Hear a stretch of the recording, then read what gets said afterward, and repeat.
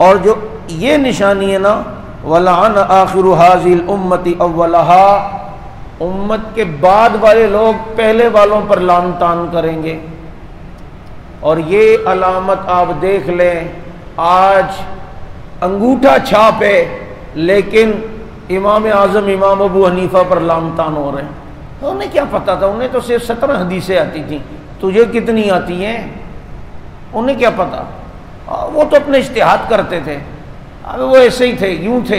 وہ فقیہ کہ آج امت کا اکثر طبقہ جن کی تقلید کر رہا ہو وہ جاہل ہے، تو عالم ہے، تجھے سب کچھ پتا، انہیں نہیں پتا۔ قوم کے بعد والے پہلے والوں پہ لعن کریں گے۔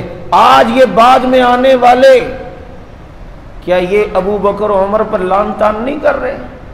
کیا محرم الحرام کے اندر حضرت معاویہ حضرت ابو سفیان پر لعن طعن نہیں ہوا؟ کیا آج جن کو اپنے ماں باپ کا نہیں پتا کہ اصل کون ہے، وہ کیا آج صحابہ کرام کو گالیاں نہیں دے رہے؟ ان پر لعن طعن نہیں ہو رہا؟ یہ قیامت کی نشانیاں دیکھ لیں کہ بعد والے پہلے والوں پر لعن طعن کریں گے۔ اور فرمایا کہ جب یہ سب چیزیں ہونے لگیں تو پھر سرخ آندھیوں کا انتظار کرو، شکلیں بگڑنے کا انتظار کرو، اور پھر زمین میں دھسن جانے کا انتظار کرو۔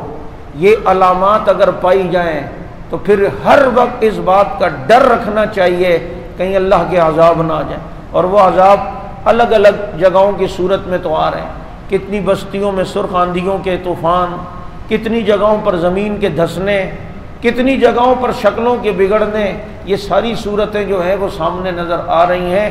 اس لیے ہر وقت اس ماحول میں کم از کم جب یہ ساری علامات ہمیں سامنے نظر آ رہی ہیں، استغفار ہو، توبہ ہو، دینداری کی طرف آئیں، اپنے ایمان کو بچانے کی فکر کریں۔